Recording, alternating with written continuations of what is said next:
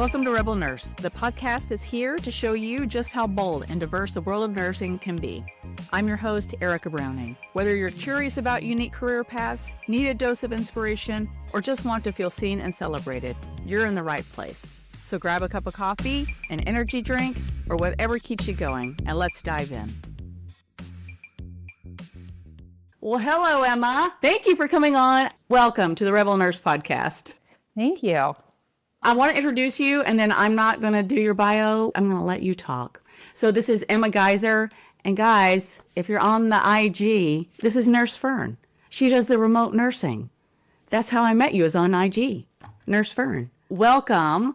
And so before we get into the Nurse Fern, I always ask everyone from the beginning, because the whole premise of this podcast is that we're all basic Bs, we're all basic nurses, and then we go off and use our degrees in this cool ways.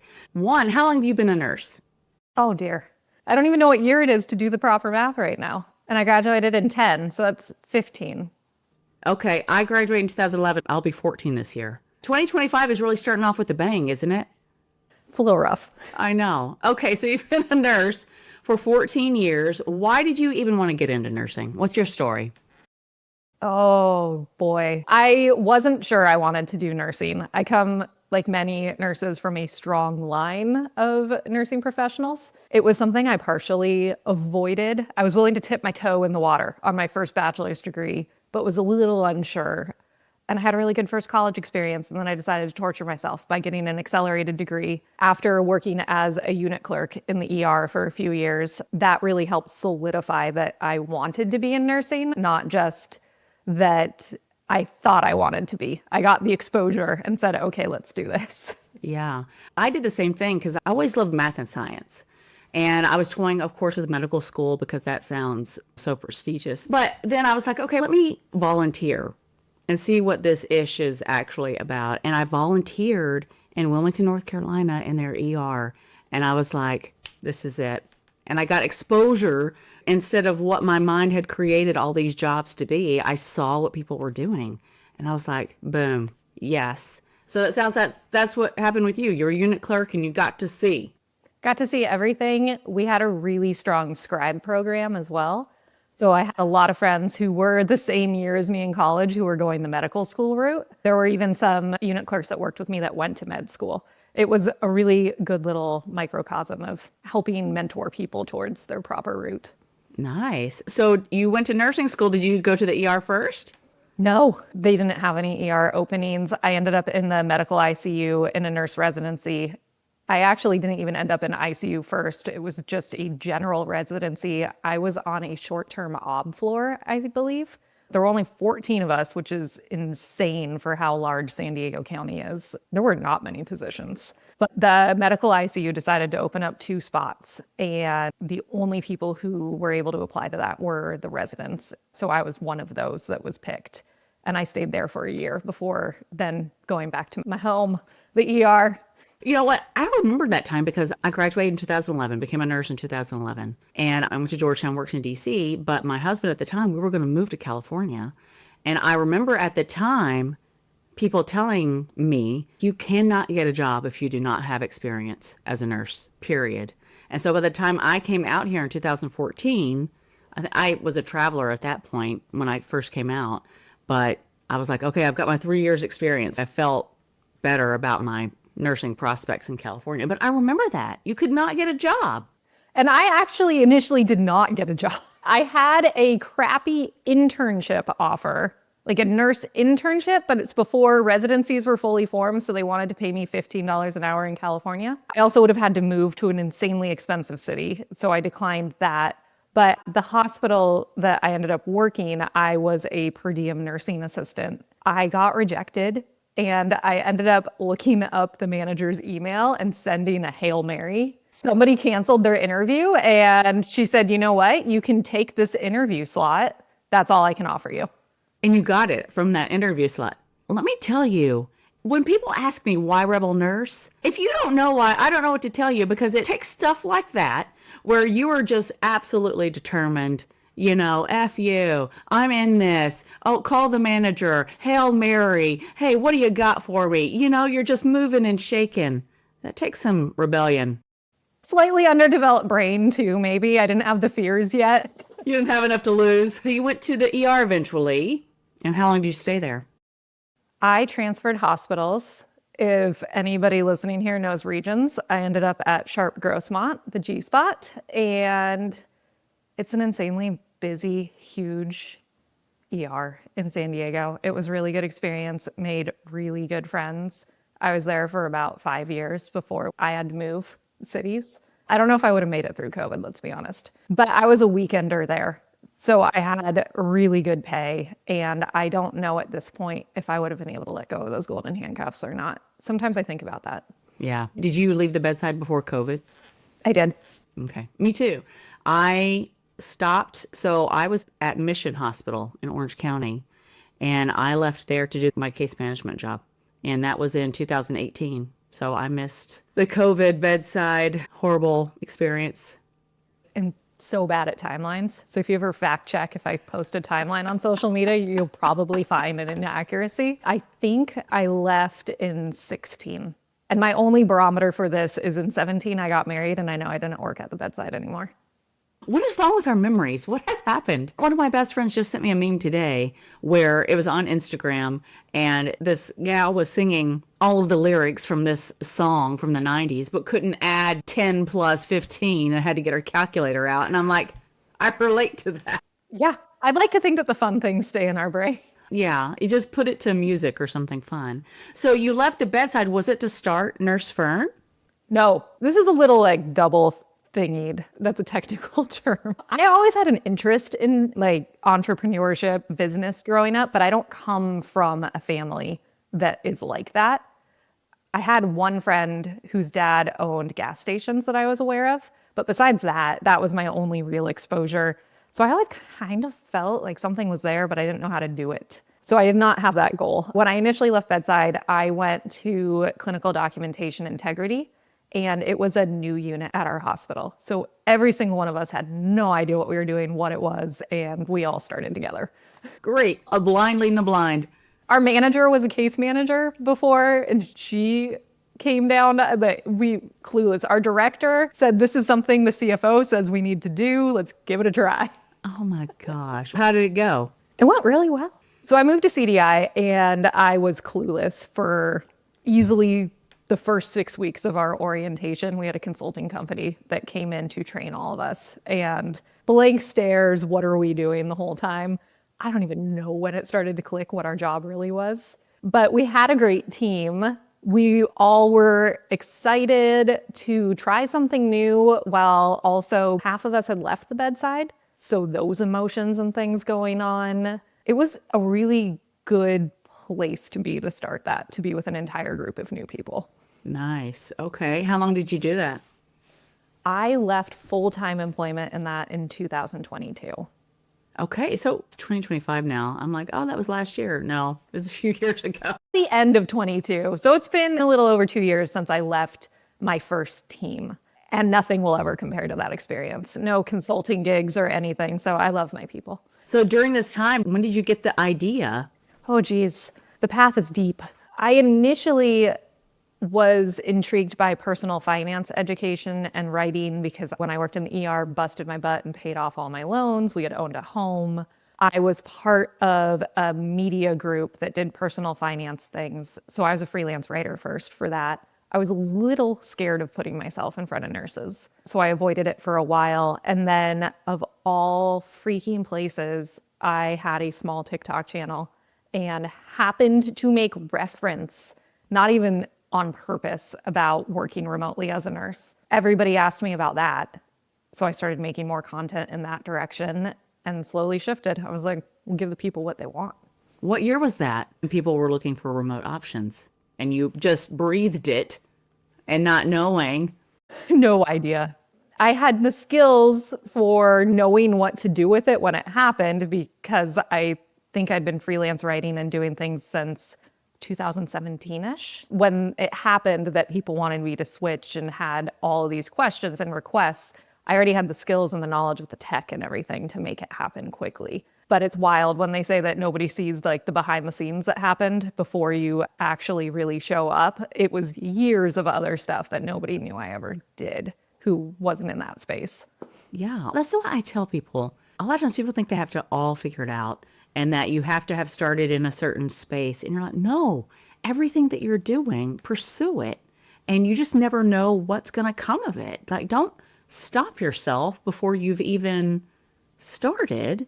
And you were doing all of these things, the freelance writing, and had these interests, and you mention it on a TikTok. And wow, okay, there's a need here. People are asking me. I didn't think people cared. I ended up on a ski trip with a bunch of the finance people that I worked with who were anywhere from like big publishers to freelance writers to coaches themselves.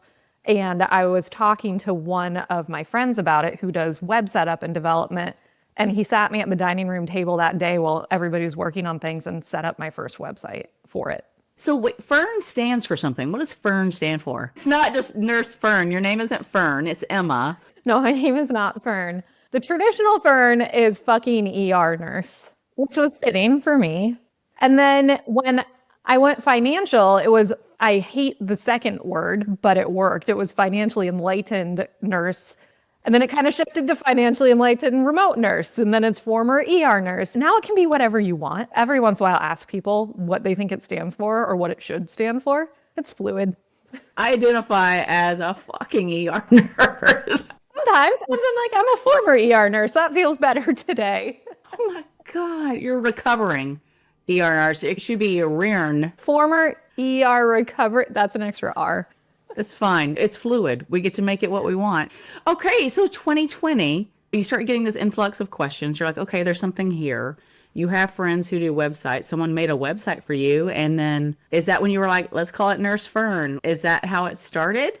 Now you're asking me to rely on my memory. I know. I'm sorry. I think the website was Nurse Fern from the start. I believe it was because I had the domain. I had a different website for my other stuff, but it was set up as Nurse Fern. Are you still doing the financial stuff? No, but we mix it in. We have a membership with Nurse Fern now. And one of the topics this month, I'm having the CFO for us come in and talk about questions nurses have about 1099, like what sort of withholdings. It's a constant thing people post about asking, what do I do with a contract job? So every once in a while, I tap back into that side. So you have someone come speak to your membership group. Okay. Okay. So let's back up. You have your website. Where did we start? You have job boards. Like, what is Nurse Fern? What are we doing? Nurse Fern was doing a lot of dumb TikTok dances, pointing to text bubbles because that was the thing. That's what you did to get information out. You picked trending songs and you pointed to text bubbles. I feel like people still do that. I feel the pull to do that on my Instagram and I look like an idiot. I'm not doing the dances, but I might point here and there.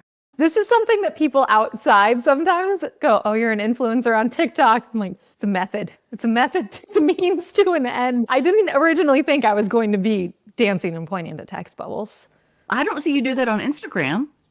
I haven't done it in a long time. Okay. I want to see you do it. People vote. This is like pre-recorded.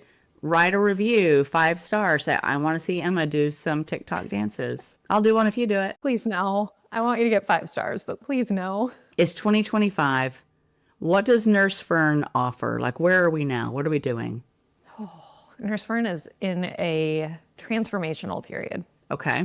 We are redoing our website. We've launched an educational membership. We still have our free job board because that is a promise I will maintain that it remains free for nurses. You did a whole reel on it or talking about pricing and that sort of thing. On Nurse Fern, there's a job board that's free that nurses can go to. It's not paywalled anything. Everything we find, we post day of, and everybody has access to it right away. We have our original articles on the site, our career guides, articles, and then we also have a job archive, which includes all the company names, all of the job titles we've ever posted. That's a searchable document that nurses can access. We have the resume. The resume is definitely the entry way into the paid side of what we offer. So we have the resume, we have some add-on resources for that. And then the other paid item now is the membership. Okay, so you have, I'm not sure where you started, but you have the free job board. Well, no, in 2020, I know, we started with TikTok dances. We have evolved into, is it nursefern.com? Yes. Okay, a free job board. Anyone can go on there, not behind a paywall. You have resources, you have the archived jobs, And then if you want more help, you can get help with a resume that's behind a paywall. And then you have your membership. What is your membership about?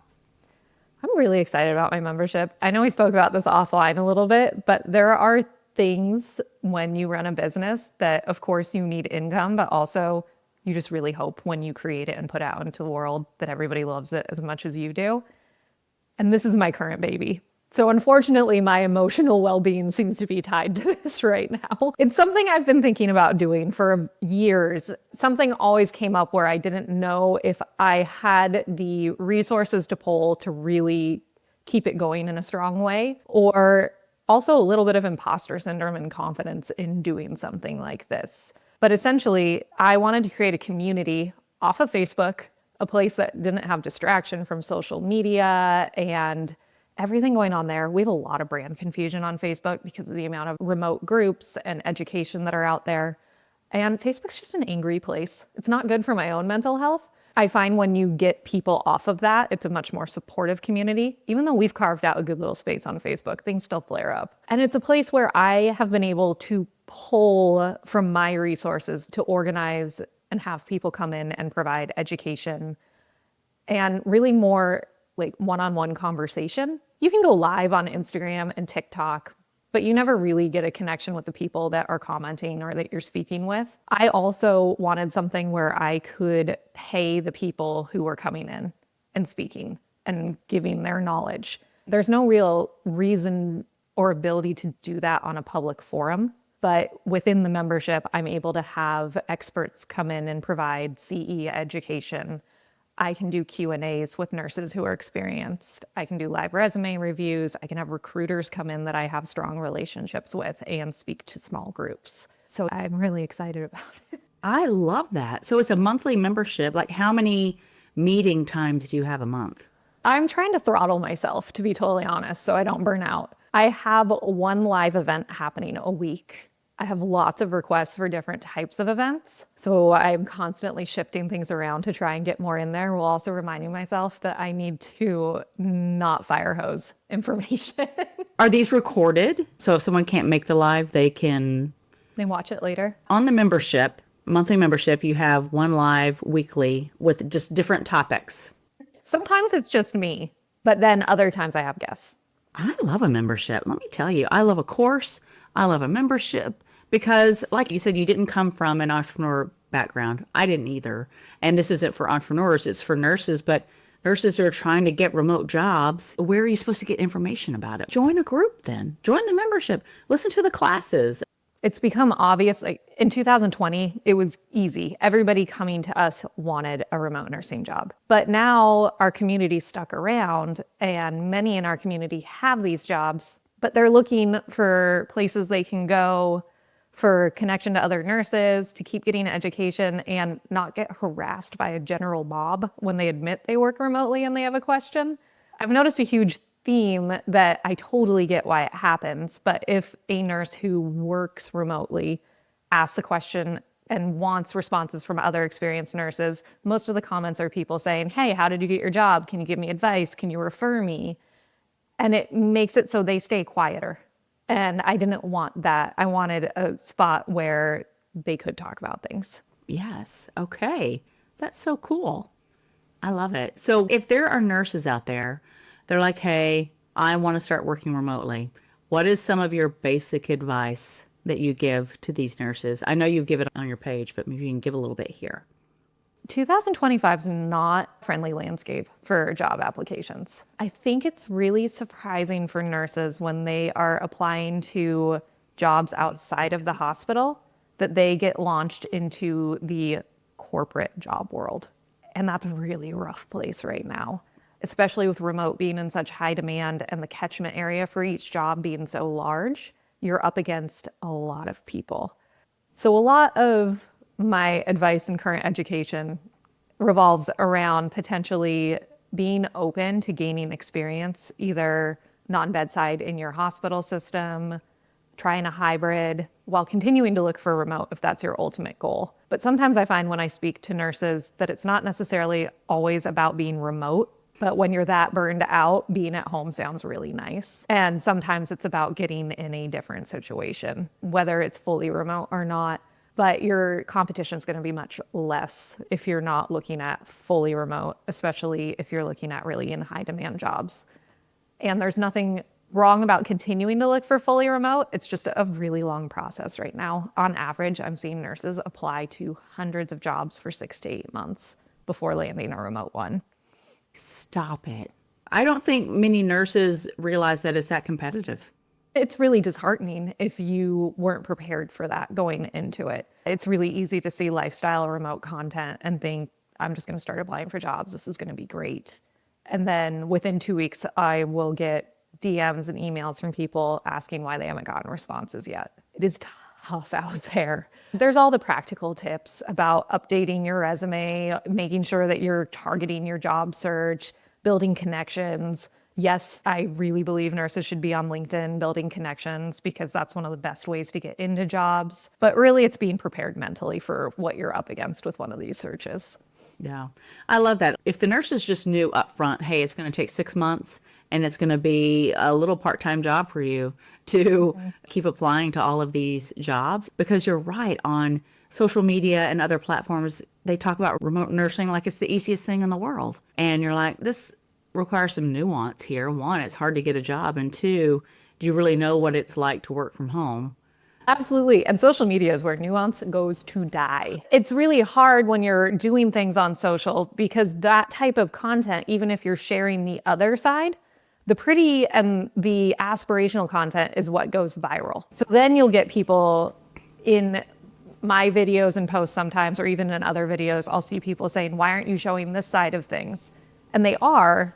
The algorithm just hates it. So it doesn't show anybody. You want to know, Emma? I started doing funny memes. One, because the podcast hadn't relaunched and I don't have any merch right now until Valentine's launches. And so it's hard to talk about Rebel Nurse every single day because it's like boring.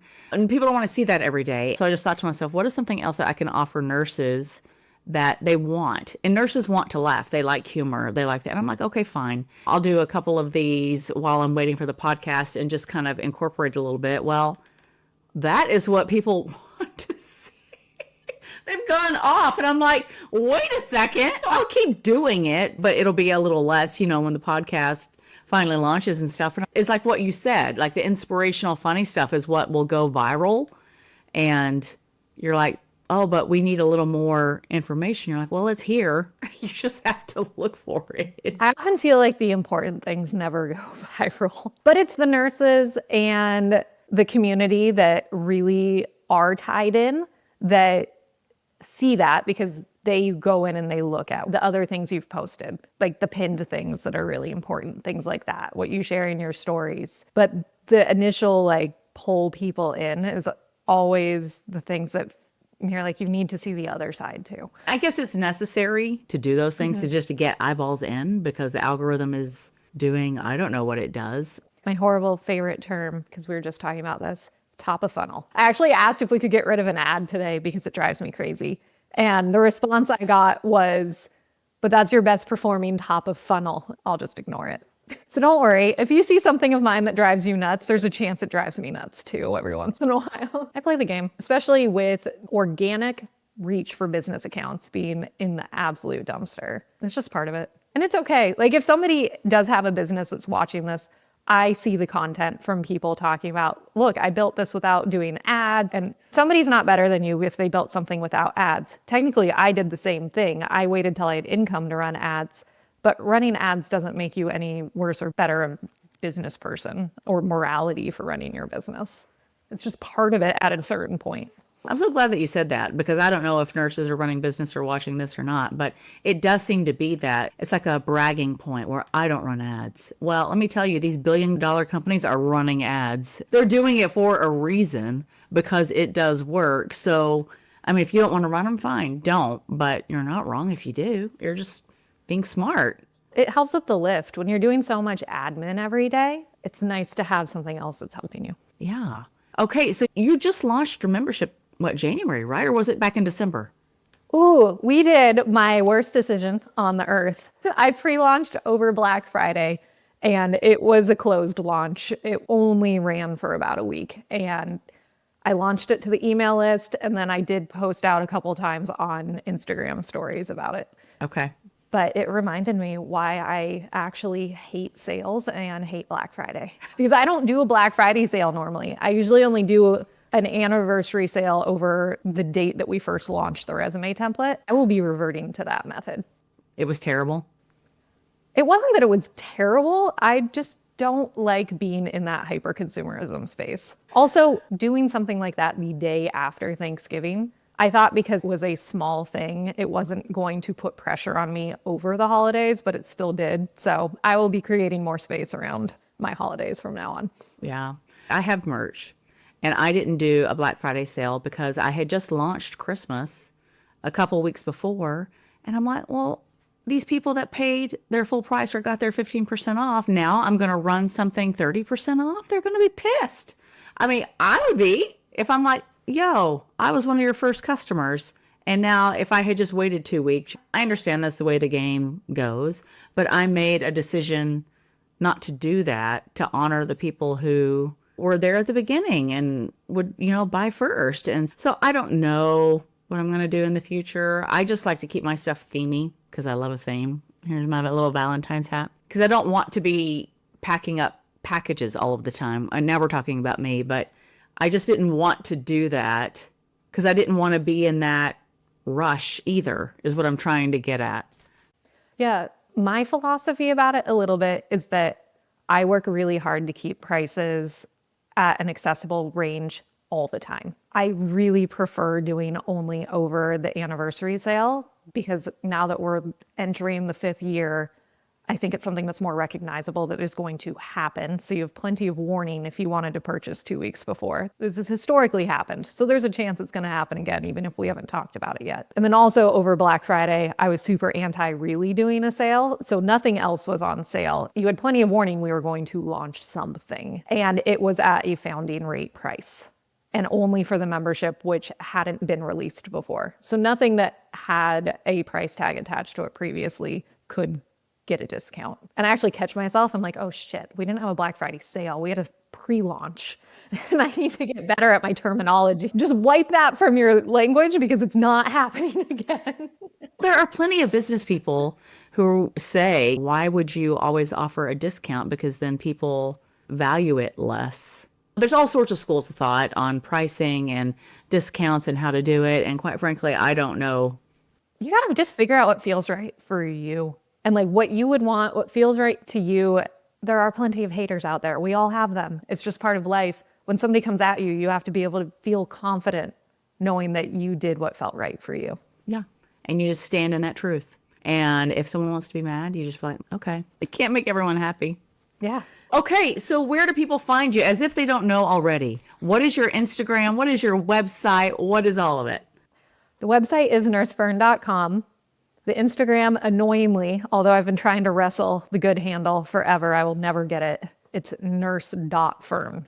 They won't give it up, will they? They won't get, somebody has it. They won't give it up. It's a private account that hasn't posted in 10 years. We all have that one account that we really want that we're never going to get. That's why I changed everything to Shop Rebel Nurse, because it wasn't available on Instagram. I actually tried to get the domain for Rebel Nurse. They would not give it up. I had GoDaddy is who has the domain. They'll contact the person and see if they'll let you buy it. They never even responded. And I'm like, well, just screw it. Shop Rebel Nurse. It's probably just on auto pay and they don't even see those anymore. I get the auto pays for my websites. At any rate, okay, so on Instagram is nurse.fern. Where are you on TikTok? Nurse Fern. Nurse Fern. Instagram's where I kind of hang out though now. Me too. I don't understand the TikToks. It's my origin story, but it's not where I hang out anymore. Emma, we've entered into one of my favorite parts of the podcast because now people get to know you. You ready? I'm ready. What was your first job? My first exciting job was being a junior lifeguard assistant. Where were you a junior lifeguard assistant? In San Diego. So you're from San Diego? I didn't know that. That's why I know all your stories. But no, I'd done junior guards forever. So I was an assistant over the summers in high school. Were you at the beach? What was your station? Solana Beach. Solana Beach. For those who are listening, if you don't know, so there's San Diego, and then as you go north, there's, Ocean Beach, Pacific Beach, La Jolla, And then I think, is it Del Mar? Torrey Pines is in there. And then it will go up to Carlsbad. There's Encinitas in there, Oceanside, and then you get up into Camp Lejeune. Solana Beach, that's some prime real estate. It's slowly disappearing. So yeah, I did that over summers. I don't really know where this one fell, and I'm not entirely sure how long I worked there, but I worked at a company that was really popular in the 90s with Williams-Sonoma. They made the stoneware baskets that you could put in the oven and put your bread in on the table. There's one in Father of the Bride. So it wasn't Williams-Sonoma? No, it was a company that sold to Williams-Sonoma exclusively. But we always laughed because my sister made baskets for the company. I think I helped in shipping. We were friends with the people who owned it. That's the unexciting one. But it was on the lagoon in Del Mar. So if there was anything exciting happening at the fairgrounds, we'd clock out and jump in kayaks and go check out what was happening. I worked for Pottery Barn part-time. I was a stalker in the back, and it was glorious because I love home decor. I actually used to have a home decor store. It was online. I would ship stuff.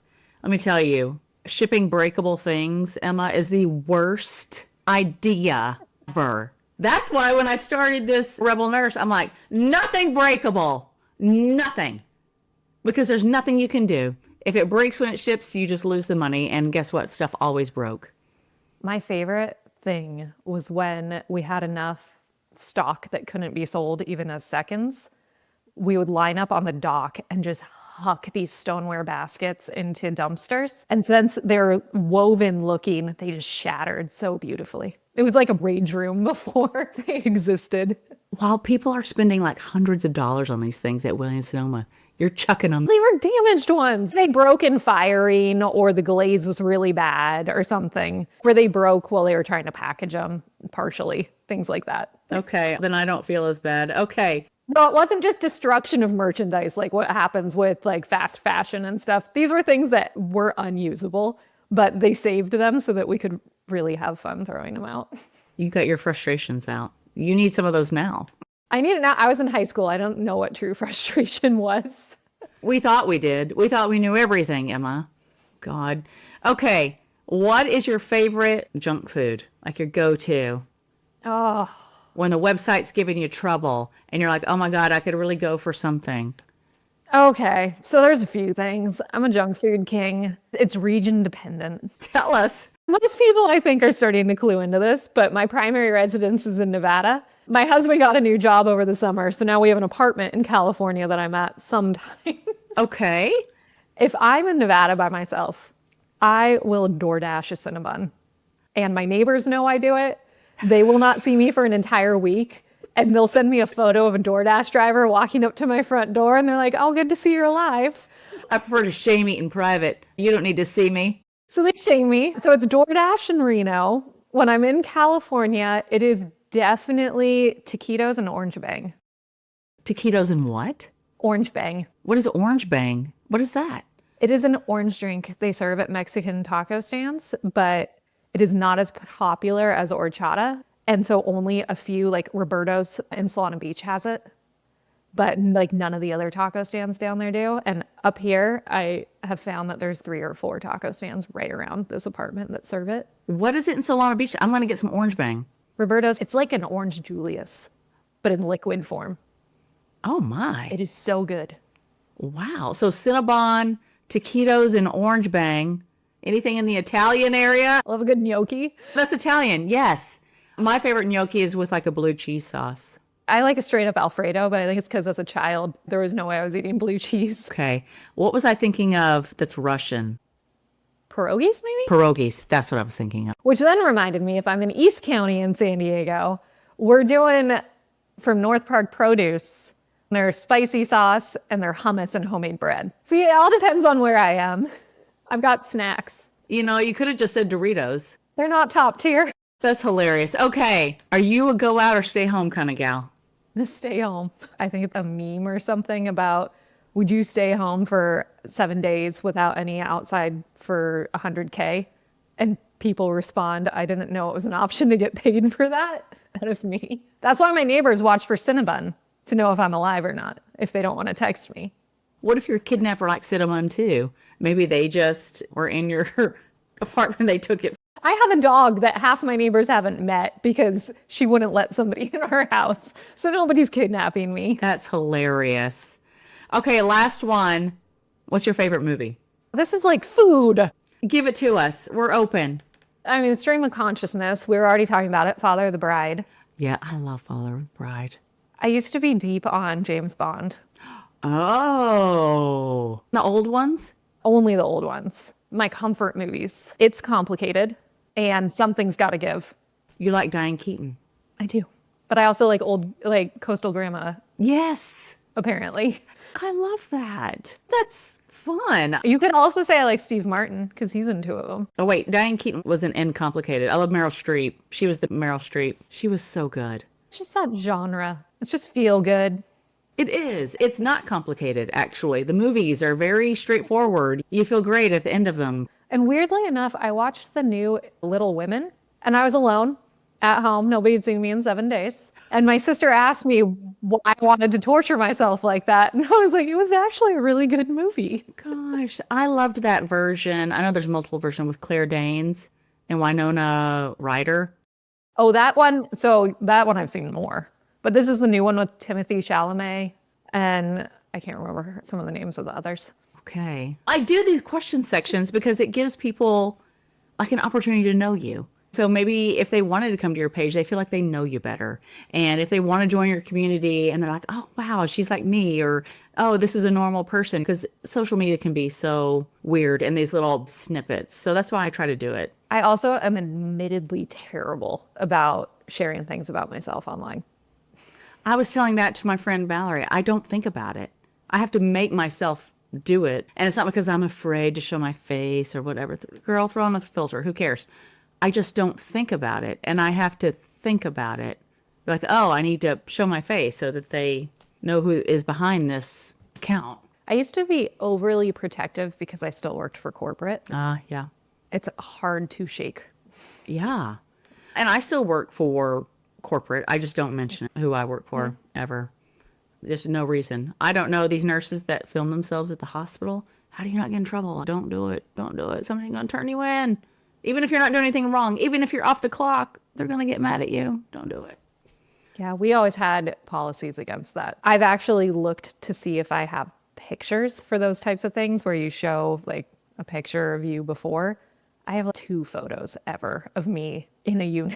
I try to find like these old photos of me and when I first started out nursing, that sort of thing. And they just don't exist. Because like I said, I don't think to take pictures. And back then, I don't even know that you took pictures on your phone like that. I think back then our parents weren't even on Facebook yet. Actually, no, when I became a nurse, I didn't have a smartphone. I didn't have Instagram. Neither did I. I was on Facebook when I first started. And my poor friend, she would just always tag me because I never posted it. I didn't understand what was going on. I guess I'm one of those lurkers. I'm slowly reverting to that state and I'm becoming a happier person. I don't blame you. You're right. When you said people go to social media, that's where nuance dies. It does. It's gone. So I just block and bless. Next. Just don't have time for nonsense. But anyway, Emma, it has been so nice talking to you and getting to know you. Now we're going to have to do the other direction so I get to know you better. Yes. Do you want to interview me? Go right ahead. Oh, shoot. I've signed myself up for something. Well, you don't have to do it now. No more projects for you. No more projects. So people can find you on IG on nurse.fern, Fern. And then your website is nursefern.com. And on TikTok, you're Nurse Fern. Yep. Okay, great. Thanks, Emma. That's a wrap for this episode. If you're enjoying the show, I'd so appreciate it if you could leave a 5-star rating and a written review. Your feedback helps us grow and reach more nurses looking to explore, inspire, and celebrate this incredible profession. Thank you for your support, and I'll see you back here soon.